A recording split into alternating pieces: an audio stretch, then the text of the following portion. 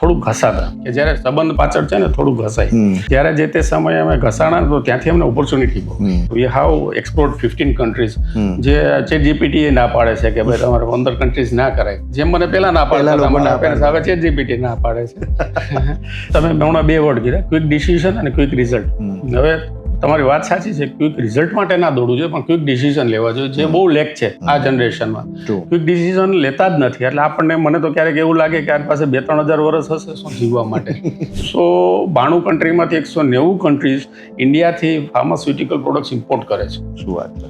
અને ઓછામાં ઓછી 20,000 ઉપર પ્રોડક્ટ હશે કે જે તમે માર્કેટિંગ કરી શકો તો તમે 15 વર્ષ વધારે સોસાયટીને આપી શકો અને કામ થાય તો business. I really love what you sad કે 15 વર્ષ વધારે સોસાયટીને આપી શકો. હા, તમે એવું નથી કે બોલ્યા કે 15 વર્ષ વધારે જીવી શકો. હા. Thank you sir. તમે બહુ ઇન્સ્ટન્ટલી અમને હા પાડી દીધી કે ચલો આપણે વાત કરીએ. એક અનનોન માણસ જે તમને નથી ઓળખતા એમના માટે તમારી ઓળખાણ શું હોય? મને એ રીતે ઓળખે છે કે આજે સૌરાષ્ટ્રમાંથી એકદમ નાના પાયેથી બિઝનેસમાંથી મમરાની ફેક્ટરીમાંથી ફાર્માસ્યુટિકલની કંપની સુધી પહોંચ્યો છે અને લોકો એવું વિચારે છે કે મારી કંપની ખૂબ જ આમ ઝડપથી આગળ વધી રહી છે. સો as a growing person you can સે, as a growing company you can સે, તો એ રીતે લોકો ઓળખે છે.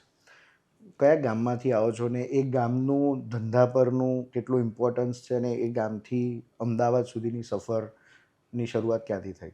એટલે અત્યારે અમે આમ ગોંડલમાંથી આવી છે. મારો જન્મ જ ગોંડલમાં છે. 1981માં બોર્ન છે અને મારા દાદા બિઝનેસમાં હતા અને મારા પપ્પા બી બિઝનેસમાં હતા. ફ્રૂટનો બિઝનેસ હતો ગોંડલની અંદર અને ગોંડલની અંદર મુખ્ય 4 બિઝનેસ જ હતા. એક તો અમારો જે યાર્ડનો બિઝનેસ હોય એ, બીજો ઓઇલ મિલ અને ત્રીજો ઘઉંનો. જ્યારે હું બિઝનેસમાં હતો 3 બિઝનેસ એટલે જ્યારે કોઈ ગોંડલની અંદર વ્યક્તિ હોય તો એને આ 3 જ બિઝનેસ દેખાય કે આ 3માંથી એક બિઝનેસ સિલેક્ટ કરવાનો છે અને કોઈ એમાં જો કોઈ સક્સેસફુલ થયું હોય જેને 20-25 વર્ષ થયા હોય તો એને એમ લાગે કે આ બિઝનેસ સારો છે તો ત્યારે ઓઇલ મિલનો બિઝનેસ બહુ સારો લાગતો કારણ કે એ લોકોની ક્રેડિબિલિટી બહુ હતી. તો એવા એટમોસ્ફિયરમાંથી તો અમદાવાદ સુધી આવી એટલે એકચ્યુઅલી મને ખબર જ નહોતી કે કોઈ અમદાવાદ જેવા સિટીમાં આવી શકે. મારા મમરાના માર્કેટિંગ માટે વાત કરું કે 2008માં હું કર્ણાટકમાં માર્કેટિંગ માટે જતો હતો ત્યારે મેં અમદાવાદથી ફ્લાઇટ લીધી હતી. તો અમે આઈડિયલી કેવું છે સૌરાષ્ટ્રથી આવીએ એટલે વહેલું પહોંચી જવું પડે કારણ કે બસના શેડ્યુલ પ્રમાણે જોવાનું. તો મોર્નિંગમાં એરપોર્ટ ઉપર અમે ઉપર ઇડલી જમતા હતા તો બધી મોંઘી કાર એરપોર્ટ ઉપર આવતી હતી. એ તો અમદાવાદ તો એકદમ કેવું આમ સિટી આમ અહીંયા રહેવા જેવું હોય આ છે તે છે તો આમ ડ્રીમ જેવું લાગે એમ કે અમદાવાદની અંદર આવું. તો અને એ પછી આપણે કંઈ મૂવીમાં જોતા હોય ગુજરાતી મૂવી લગભગ આપણે અમદાવાદમાં ઉતરતા હોય તો એવું લાગે કે આમ અમદાવાદની અંદર બિઝનેસ હોય તો સારું રહે. પછી એકાદ અમારા એક ફ્રેન્ડ્સ બી હતા તો ક્યારેક એની ઘરે આમ તો બહુ ઓછું જ થતું તો અમદાવાદ આવી તો આમ અમદાવાદને જોઈ તો એવું લાગે કે અમદાવાદની આવ્યા એટલે આમ લાઈક ન્યુયોર્કની અંદર આમ રહેવા ન્યુયોર્કની અંદર રહેવાનો કોઈ ડ્રીમ નહોતો. અમદાવાદની અંદર એમ હતું કે અમદાવાદની અંદર બિઝનેસ થાય તો સારું એ કેટલું જ ખાલી મગજમાં હતું અને પણ ખબર નહીં પણ હવે તો અમે તો અમારો ફ્લો અમારી જર્ની અને અમારો મમરાનો બિઝનેસમાં હું 2003થી બિઝનેસમાં એટલે 2003 મમરાની ફેક્ટરી કરી હતી અને એ જર્નીમાં જ અમે ફ્લો થતા હતા. તો ત્યાંથી જમ્પ કરતાં અત્યારે ફાર્માસ્યુટિકલની અમદાવાદમાં અમે આવ્યા. તો આ એક તમને શોર્ટમાં કીધી છે. ઘણીવાર લોકોને એવું લાગતું હોય કે બિકોઝ ફાધરનો બિઝનેસ હતો ટ્રેડિંગનો અને એના લીધે એક ફેમિલી બિઝનેસમાં કે બહુ ચેલેન્જીસ ના હોય, ક્લાયન્ટ શોધવા નથી જવા પડતા, મૂડીની બહુ મગજમારી નથી, finance is not a problem. Or તમે જ્યારે તમારા ફાધરના જ બિઝનેસમાં જાઓ છો તો 5-7 માણસો છે કે 2 માણસ છે એ લોકો તમારું સાંભળશે ને બધું માનશે તમે જેમ કહેશો એમ. પણ એમાં બી શું ચેલેન્જીસ હોય જે જનરલી લોકોને એમ હોય કે ફેમિલી બિઝનેસ છે એટલે ક્યાં વાંધો છે અને જે આઈ થિંક અમે એવું જોઈ રહ્યા છે કે નાવ ધ્રુવ ઇઝ ઓલ્સો જોઈનિંગ યુ તો એને બી એવું ઘણીવાર હોય કે મારે આમ કરવું છે પણ પપ્પા નથી કરવા દેતા. આવું કંઈક તમે જે અનુભવ્યું હતું અને જે હવે કદાચ તમારો સન બી અનુભવશે, શું ચેલેન્જીસ હોય આવું? હું બિઝનેસમાં આમ બિઝનેસ કરવો એ ફાઇનલ હતું કે મારે જોબ નહોતી કરવી કારણ કે મારા દાદાએ જ એકદમ આમ ધરબી દીધું હતું કે આપણે બિઝનેસ જ કરવાનો, કે જે વારસામાં આવ્યું હતું.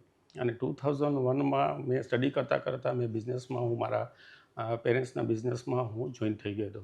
ટ્રેડિંગ બિઝનેસ ત્યારે એટલે આખા સૌરાષ્ટ્રમાં અમારી આમ પેઢી કહેવાય, પેઢીનું નામ હતું. અને લોકો એકદમ માનથી બોલાવે, જ્યાં જાય કોઈ જગ્યાએ અમે કસ્ટમરને ત્યાં જતા તો મારા પેરેન્ટ્સ ભેગો, ત્યારે તો નાના હોય એટલે પેરેન્ટ્સ ભેગા જઈએ તો એ લોકો આમ શેઠ કહીને બોલાવે, એમ નાના શેઠ આવ્યા છે તે છે. પણ મને કેવું હતું કે મને મારી પોતાની એક આઈડેન્ટિટી ઊભી કરવી હતી, કારણ કે મારા પેરેન્ટ્સ, મારા અંકલ એકદમ યંગ હતા, એટલે એવું એમ હતું કે આ લોકો તો કેવું છે કે હજી ખાસો સમય બિઝનેસમાં તો આમ જે એકદમ આમ ઉપર જ રહેશે, એટલે મને તો હું આઈ કેનોટ ટેક ડિસિઝન, એક બહાર જઈને ડિસિઝન ના લઈ શકીએ. તો મને એવું લાગતું હતું કે આઈ કેનોટ મારી લીડરશિપ જે હું સ્કિલ્સ ડેવલપ નહીં કરી શકું અને હું લીડરશિપ એક લેવલ સુધી પહોંચી નહીં શકું. અને મારી શરૂઆત બી એવી જ હતી.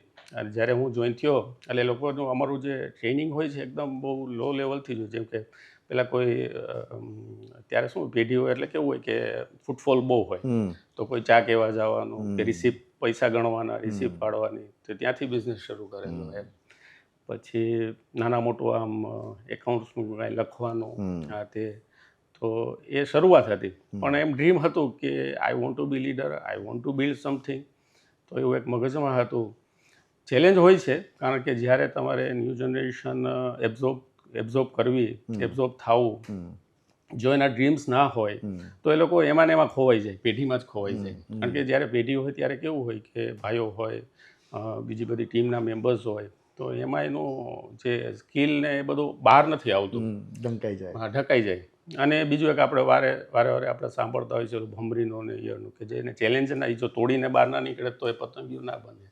તો તમારે આ જે ચેલેન્જની યારે ફાઇટ કરતા નહીં શીખીએ તો એ વસ્તુ તમે કોઈ દિવસ આપણી સ્કિલ બહાર આવવાની જ નથી. તો ઓફકોર્સ એ રીતે એક મગજમાં હતું જ કે મારે ફાઇટ કરવું છે, કંઈક બનાવવું છે, કંઈક કરવું છે. તમે અત્યાર સુધી કરેલા બધા ધંધામાં તમને એવું ક્યારે લાગ્યું કે આ સૌથી મોટું રિસ્ક છે, અને જે એક કાઠિયાવાડી તરીકે તમને બહુ ફાયદો બી થયો કે ભાઈ બિંગ કાઠિયાવાડી એક એવું હોય કે ભાઈ જોયું જશે, કરી લઈશું, સૌથી મોટું રિસ્ક તમારા ધંધામાં લીધેલું એવું? હવે આમાં કેવું છે કે રિસ્ક છે ને કોઈ દી એકવાર નથી હોતું. બિઝનેસ શરૂ કરીએ ત્યારે એવરી સ્ટેજ ઉપર રિસ્ક હોય છે.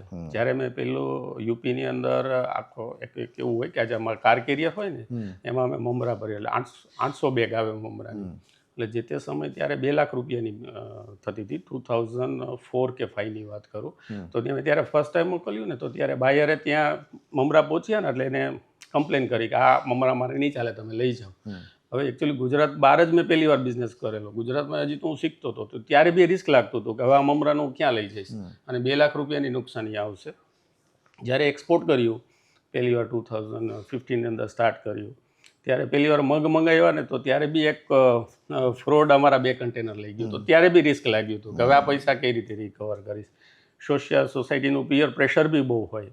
પછી થર્ડ જ્યારે પછી બીજા મેં પલ્સસનું કામ કર્યું, તો ત્યારે બી રિસ્ક લાગતું હતું કે આ પૈસા જશે આવશે.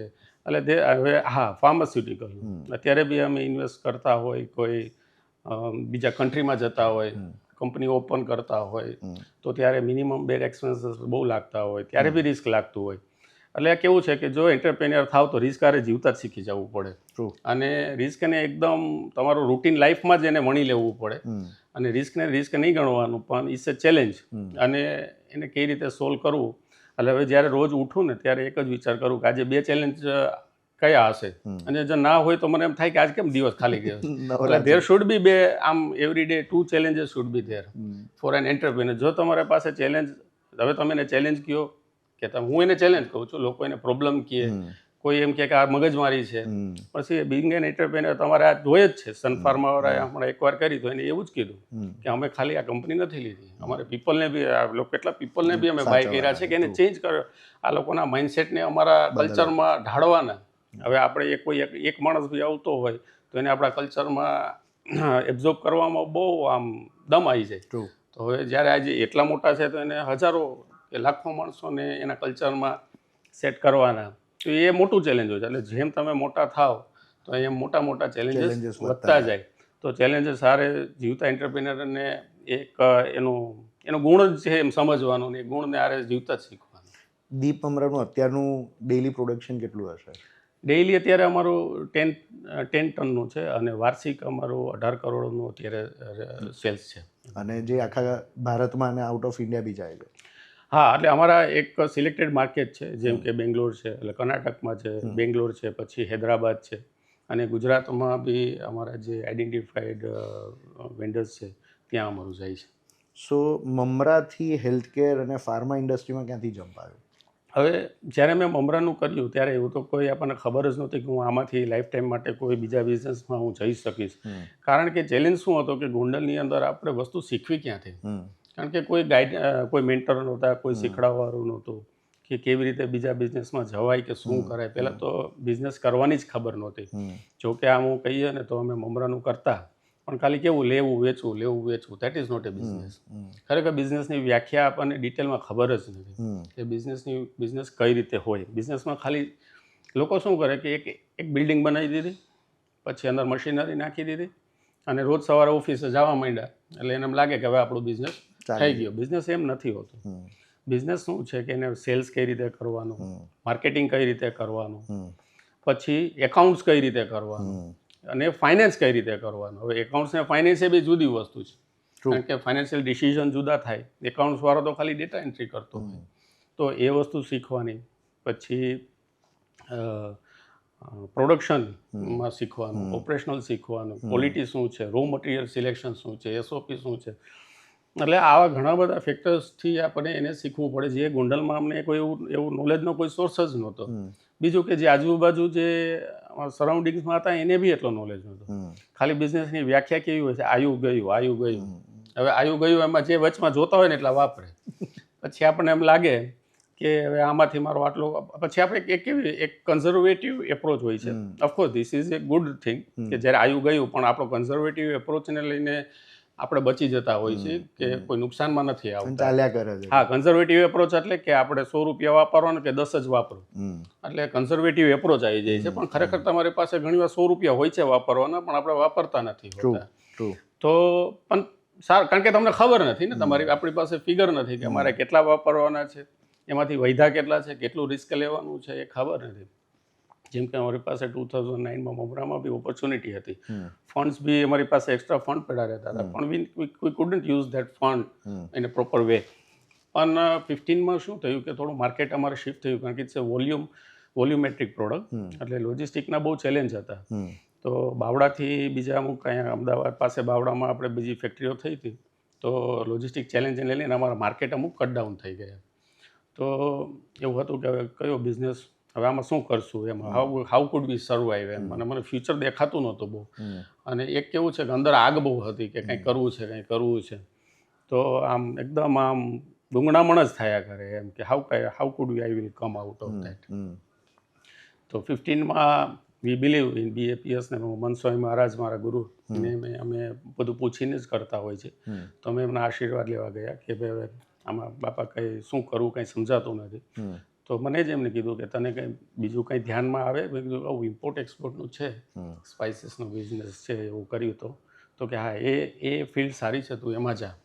કે મારે કેવું ગાઈડન્સ ન હોય, એટલે સમથિંગ જ્યારે કંઈ બી તમને કોઈ વસ્તુ જોતી તો કોઈ નોલેજેબલ પર્સન હોય તો તમને કાંઈક ગાઈડ કરી શકે, કંઈ સોર્સ આપી શકે નોલેજનો, કે મેન્ટરશિપ કરી શકે. તો આઈ ઓલ્સો બિલીવ કે every entrepreneur should have a one mentor, a guru who guide ધેમ. બહુ જરૂરી છે. નકર તમને કેવું છે કે આપણે આપણી રીતે કરીએ તો કોઈ ઘણા કહે કે મને અંદરથી અવાજ આવે, પણ અંદરથી કોઈ અવાજ એવો આવતો નથી કે જે તમને ક્યાંથી કે મને તમને ગુરુ જોઈએ જ, અને કોઈ મેન્ટર જોઈએ જ કે જે તમને રાઈટ ડિરેક્શનમાં આગળ માર્ગદર્શન આમને આગળ લઈ જાય. તો મને એક એક્સપોર્ટ ઇમ્પોર્ટ તો કીધું, પણ હવે 40 ફૂટ ને 20 ફૂટનું કન્ટેનર જોયેલું નહીં મેં.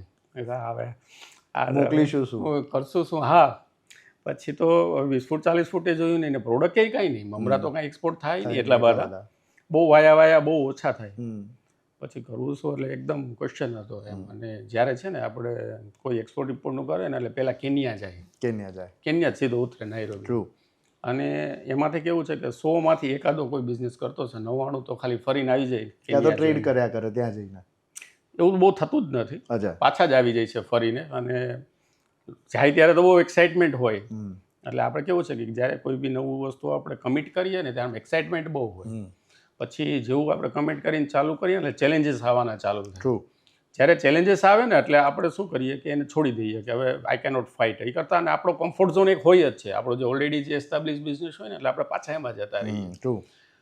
પણ મને કેવું હતું કે આમ એક અંદર એક એવી આગને લઈને કે નહીં ફાઇટ કરવું જ છે. એટલે અમે શું કર્યું કે 3 જણા અહીંથી નાયરોબી જવા નીકળી ગયા. શું કરવાનું છે એરપોર્ટ ઉપર બેઠા હતા, શું કરશું એ ખબર નહોતી, શું વેચવાનું છે જ ખબર નહોતી. કાર્ડ બી બનાવી લીધા, કંપની બી નહોતી બનાવી, અને નાયરોબી જઈએ હવે કંઈક આપણે જોશું. અને સ્પાઇસીસનું કરવું ખાલી એટલું મગજમાં હતું. સ્પાઇસીસનું કેમ કરવું, ક્યાંથી લેવું એ કંઈ ખબર નહોતી. તો એ શરૂઆત 2015માંથી કરેલું. મેજોરિટી બિઝનેસીસ જે લોકો ઇમ્પોર્ટ એક્સપોર્ટ વિચારતા હોય ગુજરાતમાંથી હોય તો પહેલું એ સ્પાઇસીસ જ આવે છે દિમાગમાં લોકોના. એકચ્યુઅલી છે ને પહેલાં તો એક એ બહુ મોટી ગેરસમજ છે. એક્સપોર્ટ ઇમ્પોર્ટ એ બિઝનેસ નથી. ઓકે. હા, જે અત્યારે હું નવી જનરેશનનો બહુ આ ટ્રેન્ડ જોઈ રહ્યો છું. એ લોકો એવું સમજે છે કે મારે એક્સપોર્ટ ઇમ્પોર્ટ કરવું છે, કઈ પણ પ્રોડક્ટ છે. એક્સપોર્ટ ઇમ્પોર્ટ બિઝનેસ જ નથી. ટ્રુ. એક્સપોર્ટ ઇમ્પોર્ટ એ એક પ્લેટફોર્મ છે, માધ્યમ એક છે. માર્કેટ છે. લોકોને પહેલાં શું કરવું પડે કે પહેલાં એક પ્રોડક્ટ સિલેક્ટ કરવી પડે અને પ્રોડક્ટને કેવી રીતે માર્કેટમાં વેચવી, બિઝનેસ જે મેં તમને કીધું એમ ફાઇનાન્સ, સેલ્સ, માર્કેટિંગ એની ગ્રીપ આવવી જોઈએ. પછી એને ડોમેસ્ટિક માર્કેટમાં ક્રેડિબિલિટી એ પ્રોડક્ટની ઊભી કરવી પડે. ભલે પૈસા કેટલા મળે નહીં જોવાનું, એની ક્રેડિબિલિટી, એની સ્કિલ, પ્રોડક્ટ નોલેજ એ બધું જ્યારે આવડે પછી એને એક્સપોર્ટ ઇમ્પોર્ટમાં જવું જોઈએ. અને લોકો હું જોઉં છું કે કેટલા બધા લોકો સીધા જ એક્સપોર્ટ ઇમ્પોર્ટમાં જમ્પ કરે અને ખૂબ પૈસા ઓછા કરે, કારણ કે પ્રોડક્ટ નોલેજ જ નથી હોતું. પછી શું થાય છે કે એકદમ રશમાં આવીને કે ડેસ્પરેટ થઈને માલ આપી દે, કોઈને આપી દે, ઉધાર માલ આપી દે, અથવા ચોર પાર્ટી જોડે કામ કરી નાખે, અથવા પ્રોડક્ટમાં માર પડે કે પ્રોડક્ટમાં ભૂલ પડે તો એને લઈને એ લોકો પૈસા ઓછા કરતા હોય છે. Because export is a volume game. તો વોલ્યુમમાં એટલે તમારો ઓફકોર્સ તમારી કેપિટલ બહુ મોટી રોકાવાની, અને જ્યારે જે નવો માણસ જોડાનો હોય તો એનું એટલું બધું કેપિટલ ના હોય એટલે લોસ બી બહુ મોટો આવે. પછી તો લોસ આવ્યા પછી તો એકદમ આખી ગેમ પાછી જુદી હોય. એટલે સેમ મેં બી એ ફેસ કર્યું છે. That's what I was asking કે એની સચ ઇન્સિડન્ટ્સ જે જનરલી લોકો after success whatever you consider as a success, પણ લોકો જનરલી આના વિશે વાત ના કરતા હોય. પણ કારણ કે તમે FMCGમાં હતા, ત્યાંથી હેલ્થકેરમાં આવ્યા, ત્યાંથી ઇલેક્ટ્રિકલ પાર્ટ્સ, આ બધા બિઝનેસમાં આવ્યા, એવા કોઈ ફેલિયર્સ કે એવું લાગ્યું કે બોસ આ બંધ કરી દો ને આપણે મમરા તરફ કે હેલ્થકેર તરફ જ રહો? હા, એવું લાગ્યું હતું કે ભાઈ આ બંધ કરી દેવું જોઈએ, પણ મને નહીં, મારી આજુબાજુવાળા. ઓકે. હવે જ્યારે મેં 2015માં જ્યારે મેં એક્સપોર્ટ શરૂ કર્યું એટલે પૈસા ઓછા કરવાનું ચાલુ કર્યું.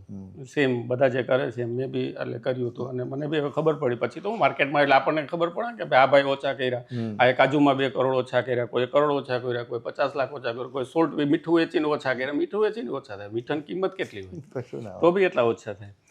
તો મેં સેનેટરી વેરનું કર્યું તો ઓછા કર્યા, પછી પલ્સસનું કર્યું તો ઓછા કર્યા. તો 2015થી લઈને 19 સુધી મેં માઇનસની ગેમ ચાલતી હતી.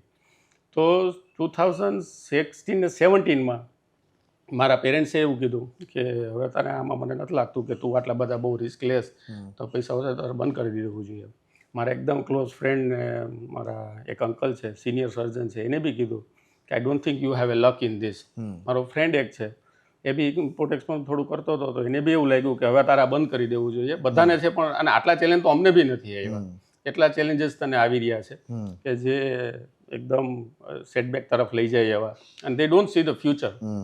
તો એ બધું એને બહુ એ લોકોને લાગતું. મારા બીજા એક અમારે ગોંડલની અંદર સ્વામીજી બી છે, એ બી હું એને ખૂબ અમે એને એઝ અ મેન્ટર તરીકે માનીએ છીએ. એને બી કીધું, એટલે લગભગ બધાએ કીધું કે ભાઈ હવે છોડી દેવું જોઈએ. પણ અંદરથી એક અવાજ આવતો હતો કે નહીં, મારે ફાઇટ તો કરવી જ છે, એટલે ગમે એમ કરીને આમાં કંઈક રસ્તો શોધવો હશે. એટલે કે એ એક આખું મગજમાં હતું. તમે આફ્રિકામાં કેવી રીતે તમે ગયા? એરપોર્ટ પર વિચાર હતો કે શું કરશું શું નહીં, પણ ત્યાં જઈને તમને આ ઇલેક્ટ્રિકલ પેનલ્સ, ઇલેક્ટ્રિકલ વસ્તુઓ, JCB જેવી વસ્તુઓ, આ બધાનો વિચાર કેમ, એ ગેપ ક્યાંથી તમને હવે એકચ્યુઅલી કેવું છે, મેં કીધું એમ કે આપણને કોઈ મેન્ટર હોવો જોઈએ કે જે આપણને ગાઈડ કરે. હવે આમે કેવું હતું કે મારું કેવું હતું કે કમિટમેન્ટ હતું. તો કમિટમેન્ટ બધા જોતા હતા તો ખરી જ, જેમ કે અમારા આજુબાજુવાળા મને ના પાડી આ છે તે છે. પણ હું જ્યારે પહેલી વાર જ્યારે કેન્યા ગયો તો એક અમારા સત્સંગી ફ્રેન્ડ જોડે મારે ફ્રેન્ડશિપ થઈ. એ બહુ ખૂબ મોટી કંપનીના માલિક છે. એટલે અમારે કેવું કે સત્સંગ મંડળમાં એકબીજા ત્યાં જાય તો આપણને ખાલી આમ ગાઈડ મદદ કરવા કે ઊભા હોય. આમ ગાઈડ કરે, મદદ એટલે એ રીતે ગાઈડ કરે કે ભાઈ તું જો કાંઈ એના ઓળખાણવાળા હોય તો 2 જણાનું ઓળખાણ કરાવે એમ છે. કે કોઈ અમારે કોઈ બહારના કોઈ સત્સંગી આવ્યો હોય ને કોઈને એવું લાગે કે મારી હેલ્પની જરૂર છે તો હું અહીંયા બેઠા હેલ્પ કરીએ. તો એને મને ગાઈડ કર્યા પણ હવે સ્પાઇસીસનું મારું કંઈ વર્કઆઉટ થયું નહીં. એ ઇન્ડિયા આવતા રહેતા એમાં મને એ મારું 2015થી અમે કોન્ટેક્ટમાં હતા અને એમનું ખૂબ મોટું પરચેસ બી રહેતું હતું. કુમારભાઈ પૂજારા એમનું નામ છે અને હવે એ તો મારા એકદમ હું એને ગુરુ માનું છું અને ખૂબ મોટી કંપની છે ને અત્યારે લગભગ આઈ થિંક સો એને 10,000 કરોડની આખું એમ્પાયર છે અને ઘણા બધા યુનિટ્સ છે ને. તો એ 15થી આવતા એટલે હું એને કોન્ટેક્ટ રહેતો એટલે મારા દાદાએ મને શીખડાવેલું કે જે ઊંચા વિચાર સારા વિચારવાળા હોય તો એની સાયદી રાખવી. એટલે વાત જ છે કે સારી મેન્ટરશીપ રાખવી, એટલે સારાનો સંગ રાખવો. તો એને પાસે હું બિઝનેસની નોલેજ લેતો કારણ કે એની લાઈન જુદી હતી, કારણ કે હું FMCGમાં ફૂડમાં અને એ લોકો માઇનિંગ્સમાં હતા.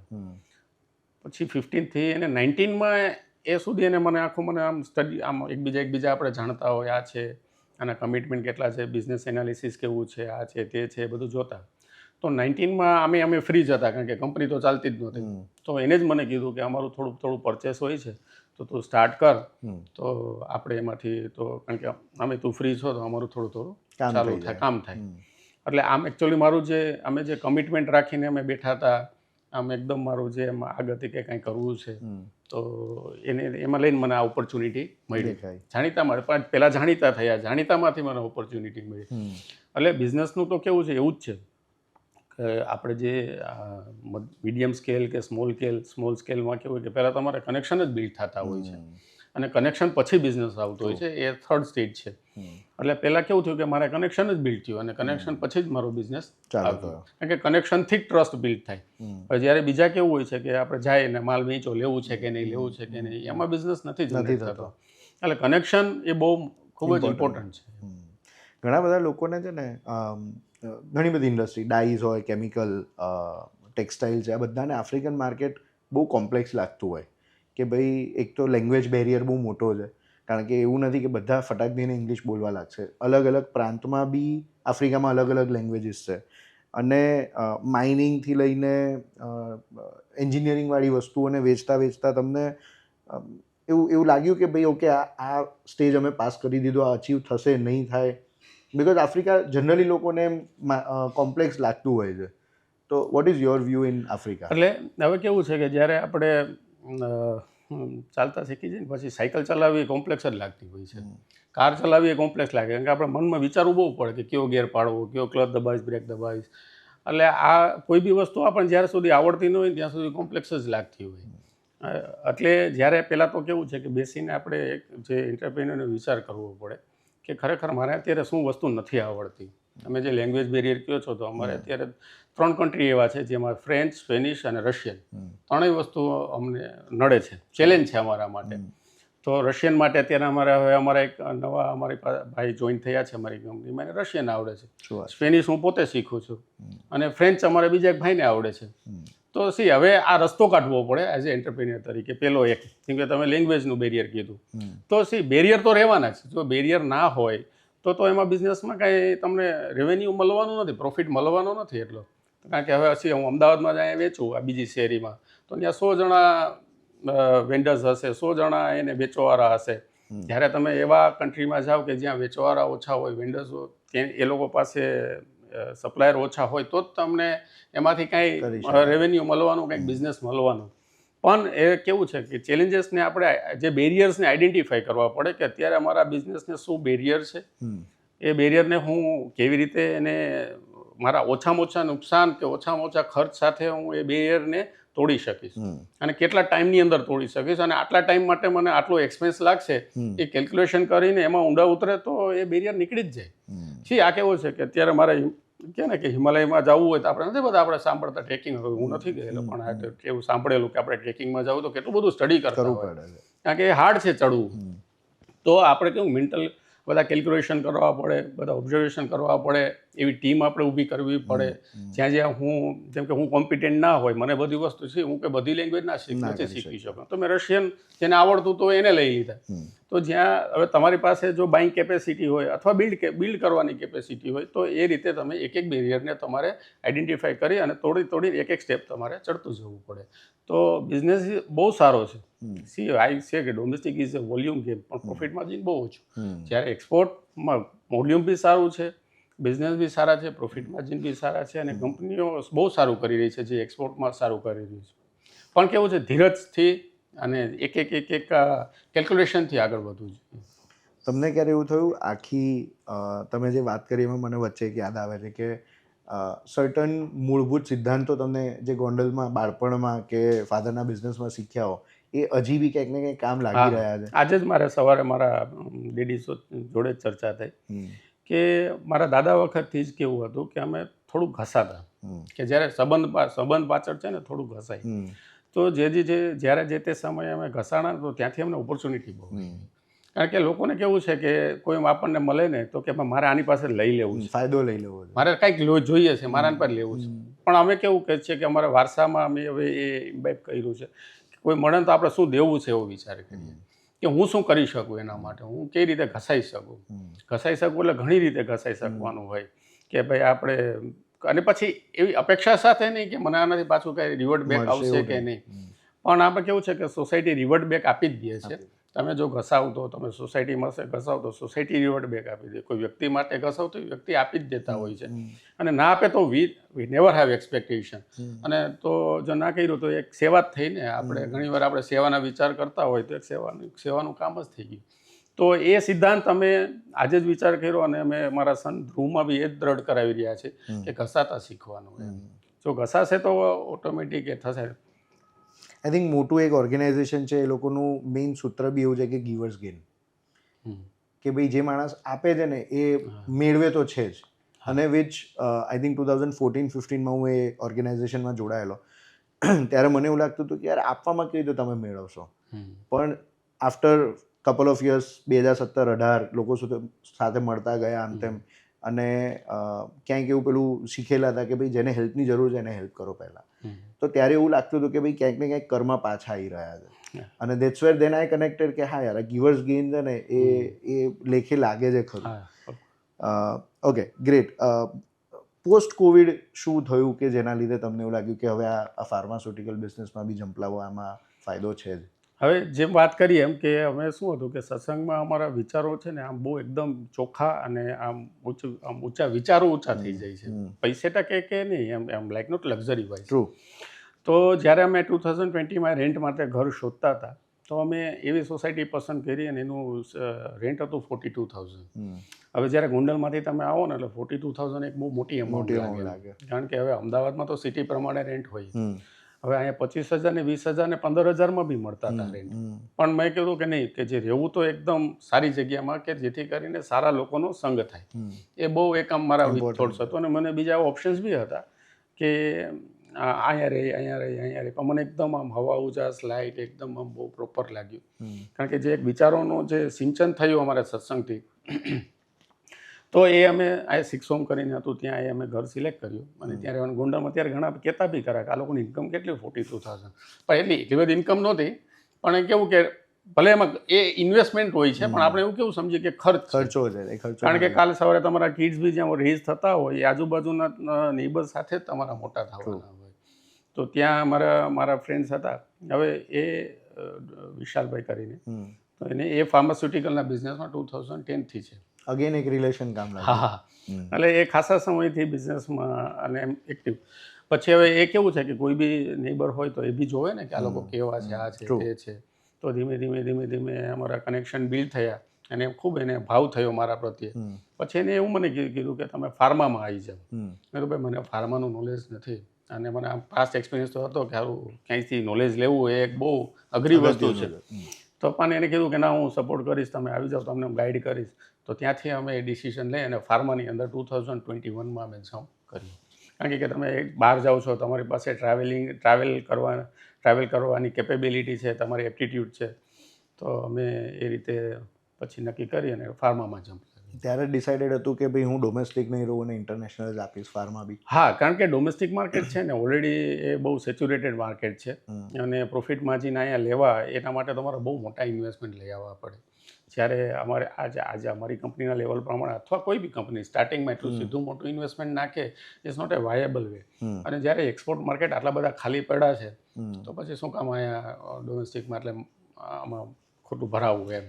એક એવો સ્ટુડન્ટ જે કદાચ MBAના સેકન્ડ યરમાં છે થર્ડ યરમાં છે જે આ કદાચ જોઈ રહ્યો છે અને એને નથી ખબર કે યોગી હેલ્થકેર શું કરે છે, એક્સપોર્ટ કરે છે, એટલે શું કેવી રીતે? હવે ફાર્માસ્યુટિકલમાં કેવું છે કે પહેલાં તમે મેન્યુફેક્ચરિંગથી ના જઈ શકો, તમે પહેલું તમારે ટ્રેડિંગ જ કરવું પડે. અને કારણ કે ટ્રેડિંગ એટલા માટે કારણ કે રજિસ્ટ્રેશનની ગેમ છે, આ રેગ્યુલેશનની ગેમ છે. જ્યારે અમારું એન્જિનિયરિંગનું ડિવિઝન છે એમાં કેવું છે કે તમે બહારને એપ્રોચ કરો, ભાઈ આ અમારી ઇલેક્ટ્રિક પેનલ છે કે એક્સકેવેટર છે, તો એ લોકો તરત જ રેટ ઉપર આવી જાય, નેગોશિએશન થાય અને ક્લોઝિંગ થઈ જાય. જ્યારે ફાર્મામાં કેવું છે કે રજિસ્ટ્રેશન કરવું પડે, કોઈ બી કન્ટ્રીઝના રેગ્યુલેશનને તમારે ફોલો કરવા પડે ને એ બહુ ટાઈમ કન્ઝ્યુમિંગ છે, જે 2 વર્ષથી 2 વર્ષ મિનિમમ થાય છે અને ઇન્વેસ્ટમેન્ટ કેપિટલ ઇન્વેસ્ટમેન્ટ બહુ હોય છે. તો ત્યાં સુધી વેઇટિંગ વિન્ડોઝ બહુ હોય છે. તો જે અમને બી નહોતી ખબર એ નવું ચેલેન્જ હતું જે તમે કીધું ને એમ. એટલે જ્યારે બી કંઈ કરો એટલે નવું ચેલેન્જ. તો નાઇજીરિયા અમે માર્કેટિંગ માટે ગયા તો કે રજિસ્ટ્રેશન કરાવવું પડે. તો તે પહેલાં એક ભાઈ જે મળ્યા અમને તો એવું કે મેં તો છે ને 2019થી રજિસ્ટ્રેશનમાં મૂક્યો, 22માં તો અમદાવાદ રહેવા ભાઈ હવે મારે તો ધંધો જ નથી કરવો. તો મેં તો સારું 4 વર્ષે નથી થયું તો આપણું ક્યાંથી થશે એમ, રજિસ્ટ્રેશન કેવી રીતે થશે? પણ હું આજે જ કહું કે આજે અમારા 11 તો ઓલરેડી સર્ટિફિકેટ અમારી પાસે આવી ગયા છે. શું વાત છે! અમને આ ખબર બી 23માં પડી, પછી બી અત્યારે 11 છે ને હમણાં આ વર્ષ પૂરું થતા અમારી પાસે 25 રજિસ્ટ્રેશન તો ખાલી નાઇજીરિયાના જ હશે. રજિસ્ટ્રેશન દરેક મોલેક્યુલ દરેક દવા પર પ્રોડક્ટ વાઇઝ હોવા જોઈએ અને એ પ્રોડક્ટનો હરેક કન્ટ્રી વાઇઝ વિન્ડો જુદો હોય અને વિન્ડો બી ખુલે છે નથી ખુલતા એવું હોય છે.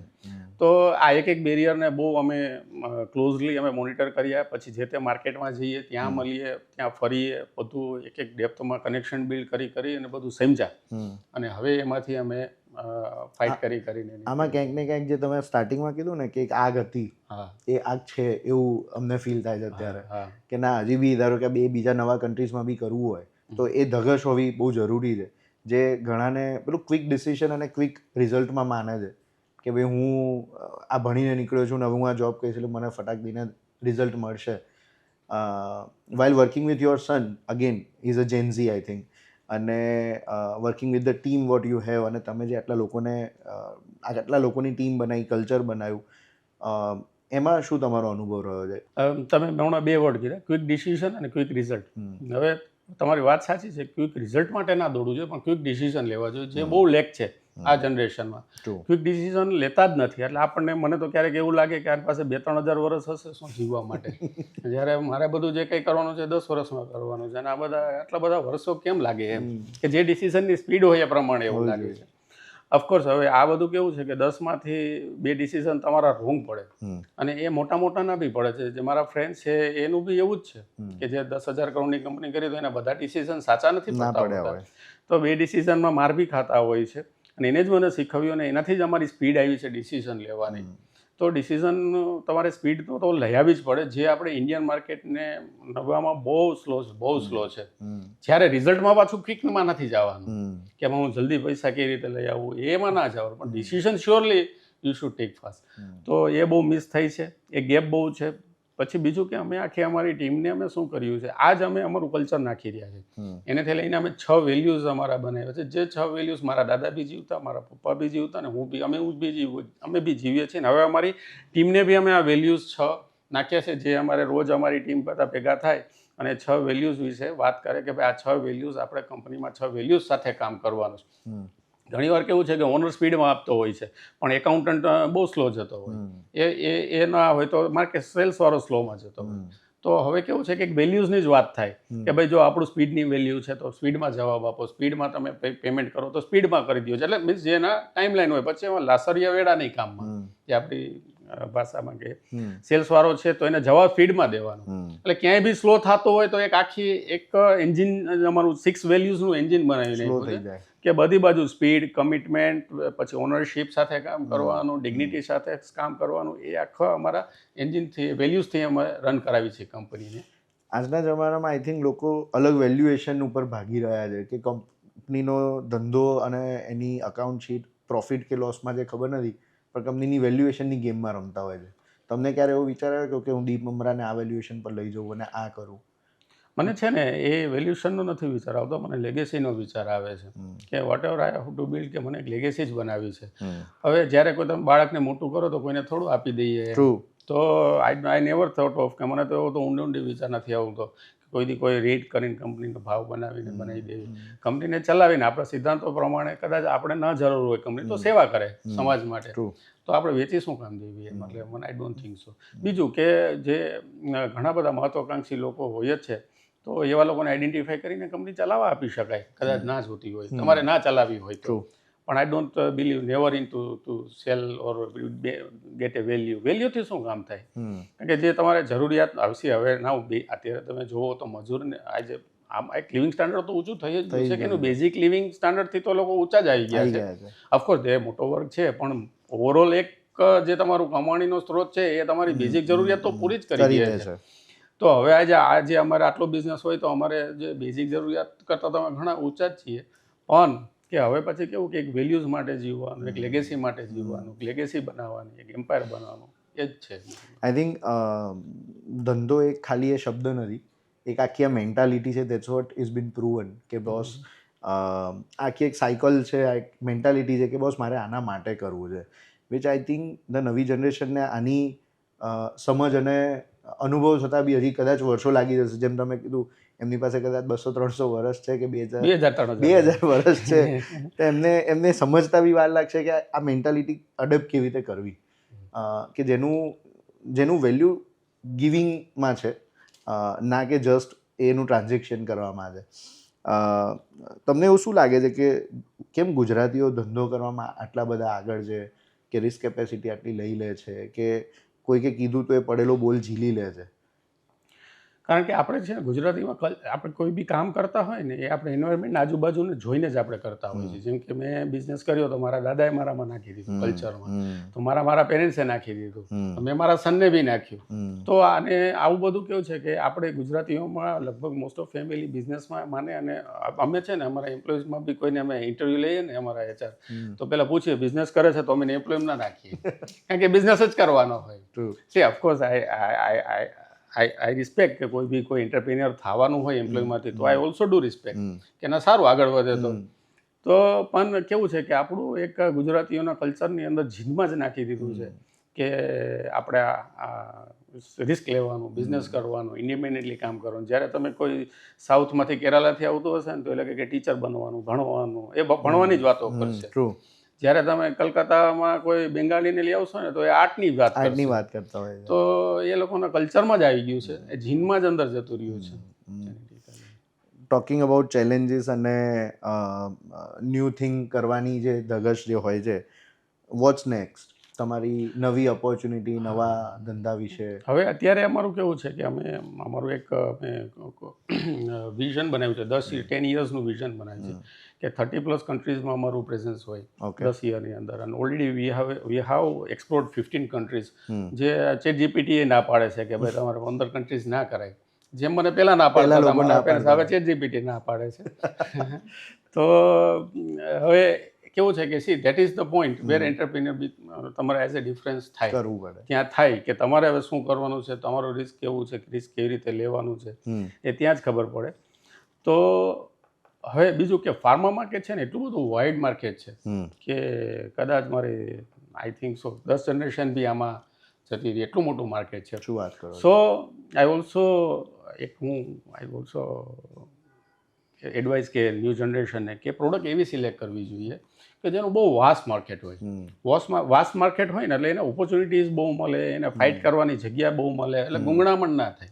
હવે અમારા મમરામાં કેવું હતું, મમરાના બિઝનેસમાં પહેલાં કેવું હતું 5 સ્ટેટ હતા, હવે એમાંથી બી ઘટીને 2 થઈ ગયા. હવે સારું આમ ગુંગળામણ થવા માંડે કે વેચવા ક્યાં, મતલબ મજા ના આવતી. તો હવે આ કેવું છે કે વર્લ્ડ એટલે 192 કન્ટ્રીમાંથી 190 કન્ટ્રીઝ ઇન્ડિયાથી ફાર્માસ્યુટિકલ પ્રોડક્ટ્સ ઇમ્પોર્ટ કરે છે. શું વાત છે? અને ઓછામાં ઓછી 20,000 ઉપર પ્રોડક્ટ હશે કે જે તમે માર્કેટિંગ કરી શકો. બીજું કે હવે કેવું છે કે મારી પાસે એક માર્કેટ કે એવી પ્રોડક્ટ વાસ્ટ માર્કેટ નથી, હવે એટલી બધી એવી આવી ગઈ છે, તો હવે I will go in depth. હવે મને બહુ આમ પોરું નથી થવું, નકર શું થાય કે તમારું ડીફોકસ થઈ જાય. તમે બહુ બધા બહુ બધા બિઝનેસ Enterprises તો બનાવીએ તો તમે ડીફોકસ થઈ જાય, તમારું કેપિટલ ડીફોકસ થઈ જાય, તમારી ટીમ ડીફોકસ થઈ જાય. તો I don't want to do that. I want to go in depth now.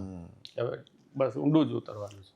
Last question, how much do you think the fitness and learning આ બે વસ્તુ ધંધા સાથે હેન્ડ ઇન હેન્ડ જાય છે? ફિટનેસ એટલે હેલ્થ વાઇઝ? Health wise? હા, of course. હવે એવું છે કે આઈ ઓલ્સો ડુ, હવે મારા માટે આ જ ચેલેન્જ છે આફ્ટર 45 કે ફિટનેસ. હવે બિઝનેસ તો હવે એક હવે પાછો ઓટો મોડ ને ઓટો પાયલટ મોડમાં હું લેવા માંડ્યો છું, અને I have the concept very clear કે મારે બિઝનેસને કઈ રીતે લઈ જવાનો, ક્યાં લઈ જવાનો છે. જે 10 વર્ષ પહેલાં તમે મને પૂછ્યું તો I don't head A clarity. મને ખબર છે કે MBAના સ્ટુડન્ટ અમારે ત્યાં મુંબરામાં આવ્યા હતા કે તમારું વિઝન શું છે, કે તમારું ગોલ પ્લાન શું છે. મેં તો આવું તો કંઈ છે જ નહીં, કે આ છોકરાઓને શું લખાવું. તો એવું એક હતું. અત્યારે તમે મને પૂછો તો મારી પાસે, તમે પૂછ્યું તો મારી પાસે વિઝન છે, ગોલ છે, ક્લેરિટી છે, મારે ક્યાં જવાનું છે, મારો બિઝનેસ ક્યાં જઈ રહ્યો છે, કેટલા ટાઈમમાં ક્યાં જશે, એ બધું કેલ્ક્યુલેશન છે. પણ ફિટનેસનું ચેલેન્જ છે. હવે મારા માટે ચેલેન્જ બદલી ગયું, ફિટનેસનું આવ્યું. તો એવરી સ્ટેજ મેં કીધું ને એમ ચેલેન્જ છે. તો હવે now I am identified. And also I have read somewhere કે હાઈલી ડ્રીવન પીપલ હોય ને એને બહુ આમ હોય કે either not highly driven, I can say perfectionism અને પ્રોક્રાસ્ટિનેશન એક બીમારી જ છે. એમાં પરફેક્શનિઝમની બીમારી બી મને છે. I have identified that and I am also fighting with that perfectionism. કા નન. એટલે મારા ઓન ઓફ બહુ થાય એમ કે ફિટનેસ માટે ક્યારેક વરી ઓન થઈ જાય, વરી પાછું શેડ્યુલ તૂટે એટલે ઓફ થઈ જાય. તો અગેન આઈ ફાઇટ. તો આવું બધું ચાલતું હોય છે. સો આઈ એમ ચેલેન્જ ઓફકોર્સ કે હેલ્ધી માઇન્ડ, હેલ્ધી તમે વોક પ્રોપર કરો તો તમે 15 વર્ષ વધારે સોસાયટીને આપી શકો અને કામ થાય તો business. I really love what you sad કે 15 વર્ષ વધારે સોસાયટીને આપી શકો. હા, તમે એવું નથી બોલ્યા કે 15 વર્ષ વધારે જીવી શકો. આઈ થિંક એટલા માટે જ તમારી કંપનીના નામ પણ ધાર્મિક દ્રષ્ટિએ બી એ જ ડિરેક્શનમાં આવી રહ્યા છે. અને આઈ હેવ પર્સનલી સીન કે તમે ઘણું બધું શીખ્યા કરો છો. How much do you value it for your team members or for the viewers, જે લોકો જોઈ રહ્યા હોય? તમે કંઈક ને કંઈક બુક વાંચતા હો છો, તમે સેમિનાર્સ અટેન્ડ કરતા હો છો એટ ધીસ એજ ઓલ્સો, કારણ કે ઘણાને એવું બી મારો ધંધો સેટ છે, મારે ક્યાં શીખવાની જરૂર છે. હવે આ છે ને, મેં લાસ્ટલી જ હમણાં સાંભળ્યું, જ્યારે તમને એવું લાગે ને કે મને બધું આવડે છે, પછી ત્યાં તમારો ગ્રોથ અટકી જાય છે. તો એ જે એક ચેલેન્જીસને તમારે એક જે વસ્તુ નથી આવડતી એને શીખવી જ પડે. અને શીખા વગર તો તમારે પછી તમારો ગ્રોથ પતી ગયો. You cannot grow now then, કારણ કે એને બીજું કે તમારે એક માઇન્ડનો બ્લોકેજ આવી ગયો. So I do always open mind કે હું આઈ ઓલવેઝ કે ભાઈ આની પાસે શું, તમે મિતભાઈ આવ્યા તો શું શીખવા મળશે, તો અમારા ડ્રાઈવર પાસેથી શું શીખવા મળશે. તો આઈ ઓલવેઝ સી કે ભાઈ ડ્રાઇવિંગ કરે છે તો how professional they are driving, અમે કેટલું અનપ્રોફેશનલ કરી છે, તો આપણો બિઝનેસ કેવી રીતે professional. I always relate to my business. તો અમારા એક કઝિન હતા પહેલાં, તો હું એની પાસેથી બી શીખેલો. એનું બિઝનેસ અત્યારે એટલું બધું મારા જેવો નથી, પણ મારે શીખવા જેવી બે વસ્તુ હતી. I always try to learn.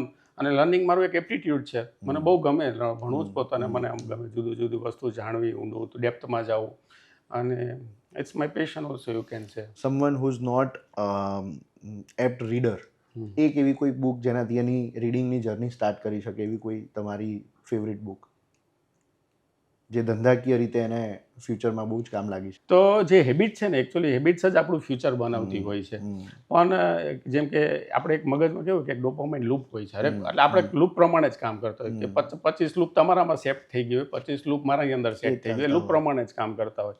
જો એ લૂપને એક પ્રોગ્રેસ તરફની લૂપ બનાવી દઈએ ને, એટલે that you cold A habit also. તો એ હેબિટ તમે બિલ્ડ કરો ને તો ઓટોમેટિક તમારો ગ્રોથ થઈ જાય એમ. Wonderful. Thank you so much sir, બહુ જ મજા આવી અમને બધાને. અમને ખુદ એટલું શીખવા અને સમજવા મળ્યું છે. I think lot of people will learn a lot of things from you in your journey. Thank you so much.